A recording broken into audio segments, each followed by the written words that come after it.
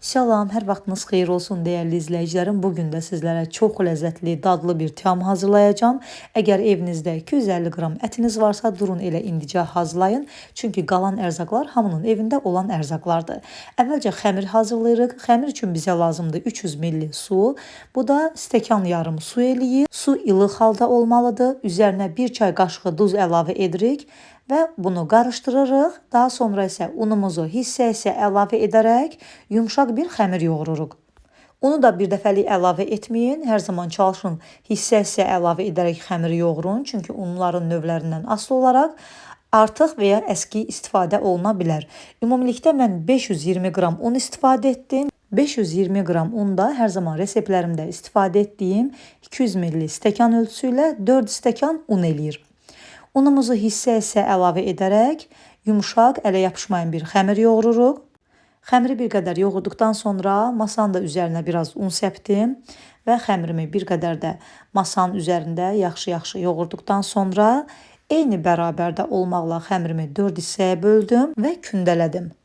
Dəyərli izləyicilərim, kim hardan videomuzu izləyirsə, hər birinizdən çox xahiş edirəm ki, videolarımızı izləyərkən zəhmətə dəyər verib, saniyənizi ayırıb yuxarıda gördüyünüz bəyən düyməsinə toxunaraq videolarımızı bəyənməyi unutmayın. Və əgər bəyənirsinizsə, mütləq yaxınlarınızla da paylaşın. Kanalımızın böyüməsində sizlər də mənə bu cür dəstək olmuş olursunuz. Videolarımı hər zaman bəyənən, şərhlərdə xoş sözlər yazan hər kəsə, hər bir izləyicimə buradan ayrı-ayrılıqda öz təşəkkürümü bildirirəm. Kündələri gözlətməyə ehtiyac yoxdur. Sadəcə üzərini salafanla örtürəm, qurumasınlar və yağımı əridirəm. 100 qram kərə yağımızı əridirik. Üzərinə 100 ml də duru yağ əlavə edirik. Mən qarğıdal yağından əlavə etdim və kərə yağı ilə duru yağı qarışdırdıqdan sonra bir kənara qoyuruq və başlayırıq xəmirlərimizi götürürük. Baxın, çox yaymaq lazım deyil. Sadəcə üzərindən belə ehmalca biraz yaslayırıq və yağa bulayırıq hər iki üzünü, qabımızın da içərisinə yağdan əlavə edirik və həmin bu kündələri yağa hər iki üzünü batıraraq qabımıza yerləşdiririk və qalan yağın da hamısını yenə də xəmirin üzərinə əlavə edirik. Üzərini də örtüb elə ev temperaturunda masanın üzərində bir 25 dəqiqə, 30 dəqiqə bunu beləcə gözlədirik. Bunun sayəsində də xəmir çox qəşəng yumşaq yumşalır. Oxlovla açmadan sadəcə əllə qəşəng kündələri açırıq. Və bunu bir kənarda gözlədirik. Qeyd etdiyim kimi 25-30 dəqiqə gözləsəniz yetərlidir. Bu müddətdə də mən əti xırda-xırda doğradım. 250 qram mən qoyun ətindən istifadə etdim. Sizlər istəsəniz dana ətindən də istifadə edə bilərsiniz. Əti çox xırda olmaq şərti ilə doğrayırıq. Soğanları, kartofları da mən kub-kub xırda-xırda doğradım. İstəsəniz soğanla kartofu biraz uzunsov şəkildə də doğraya bilərsiniz. Amma çox incə doğrayın ki, qəşəng sobada bişərkən xəmirin içərisində yaxşı bişsin. Əti də eləcə çox incə doğramaq lazımdır. Üzərinə 1 çay qaşığı duz, biraz qara istiot, biraz da pul biber əlavə etdim, qarışdırdım və içliyim hazır oldu.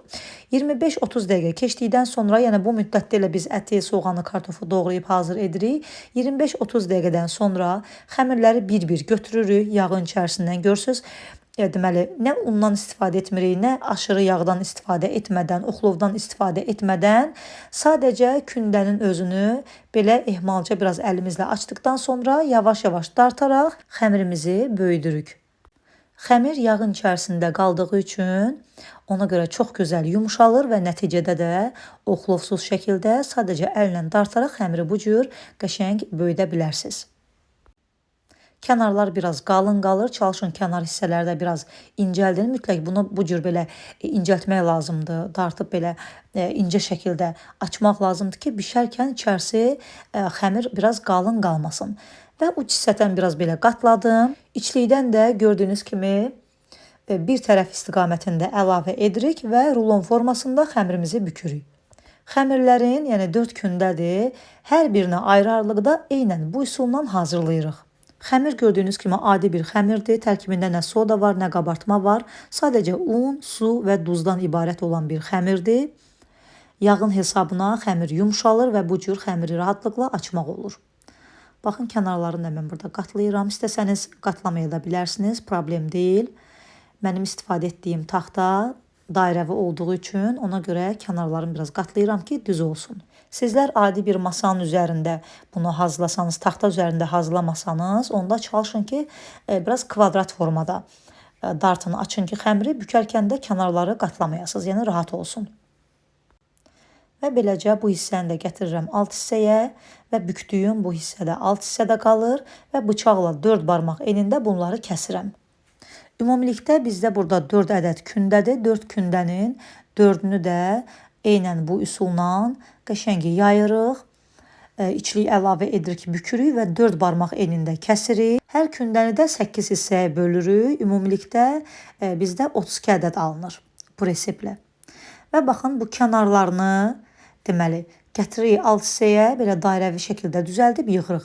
Baxın, bu hissələr açıq olduğuna görə barmağımızla içliyi içəri hissəyə yenə də doldururuq və hər iki tərəfin kənarlarını bərkidib, yəni kənarlarını bağlayırıq və alt hissədə ortaya doğru gətirib birləşdiririk. Və bu üsulla dairəvi şəkil forma veririk və listimizə düzürük. Hamısını bu üsulla hazırlayırıq. Kənarlarını da ona görə bərkedirik ki, həm dairəvi forma vermək üçün, həm də ki, bişərkən kənar hissələrdən içlik tökülməsin, yanmasın ona görə. Onu da qeyd edim ki, bilirəm soruşacaqsınız. İstəsəniz əti, yəni ət çəkən maşından da keçirdə bilərsiniz, problem deyil. Yəni qiymətdən də istifadə edə bilərsiniz. Mən əti o qədər incə, xırda şəkildə doğramışam ki, onun yəni bişməməyi qeyri-mümkündür. Çox gözəl bişmişdi. Həm ət də bişmişdi, həm kartofu da tam püre halına gəlmişdi. Çox gözəl bişmişdilər. Mənim istifadə etdiyim kimi əti doğrasanız, ondan mütləq çalışın ki, həm xırda şəkildə, həm də çox incə şəkildə, o qədər belə incə, nazik belə doğrayın ki, o xəmirin içərisində qəşəng pişsin. Və ya istəsəniz, yenə də qeyd edirəm, ət çəkən maşından da keçirdib kartofla, soğanla qata bilərsiniz. Listimizi də elə xəmirin öz yağı ilə yağlamışam və hazırlayarkən elə hazırlaya birbaşa listimin içərisinə düzürəm və keçirəm digər xəmirlərimi hazırlamağa. Videomuz çox uzun alınmasın deyə bir kündənin tam hazırlanmasını sizlərə göstərdim. Digər kündəni də yenə də burada videonu bir qədər tezləşdirmişəm ki, sizlər səbirsizlənməyəsiniz. Ona görə baxın, gördüyünüz kimi bu cür belə qəşəng, çox incə olmaq şərti ilə vərəq kimi, hətta vərəqdən də nazik xəmirimizi qəşəng əllə açırıq, içlikdən əlavə edib bükürük, kəsirik. 4 barmaq enində yenə də qeyd edirəm, hər bir kündədən, yəni hər bir kündəni 8 hissəyə bölüb forma verib və listimizə düzürük. Sobamı da əvvəlcədən yandırmışam. Konveksiyasız sobada bişirmək lazımdır. Çünki konveksiyaların biraz istiliyi daha çox olur. Bizə lazımdır ki, içərisində olan ət də bişsin. Ona görə konveksiyasız sobalarda 180 dərəcədə 45 dəqiqə müddətində mən bunları bişirdim. Yəni sobalar müxtəlifdir. Hətta 50 dəqiqə müddətində də bişirə bilərsiniz. Bizə lazımdır ki, yavaş-yavaş bişsin, yəni tez qızarmasın. İçərisindəki ət də qəşəng bişsin. Və baxın, burada mən yağı da sizlərə göstərəm. Bu qədər yağ artıq qaldı. Təbii ki, bunu da israf etmirik. Süzgəcdən süzüb soyuducuya yerləşdiririk. Kartof qızardanda, yemək bişirəndə istifadə edə bilərsiniz. Yəni qızartmalarda istifadə edə bilərsiniz. Yağınız qətiyyən israf olmayacaq.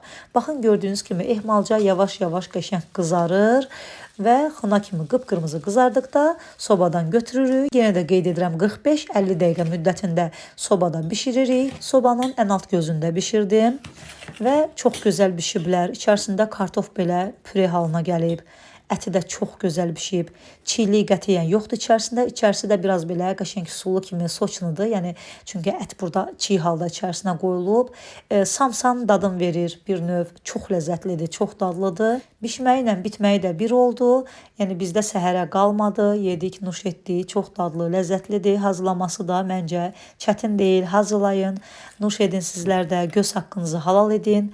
Qəşəng xırçıltılıdır. Baxın, burada əti də sizlərə göstərirəm. Çox qəşəng pişib. Kartof hətta püre halına gəlib. Sizlər də hazırlayın, nuş edin. İçərisi də qəşəng soçunu da qeyd etdiyim kimi hazırlayanlara nuş olsun. Yeni videolarda görüşmək ümidi ilə salamat qalın.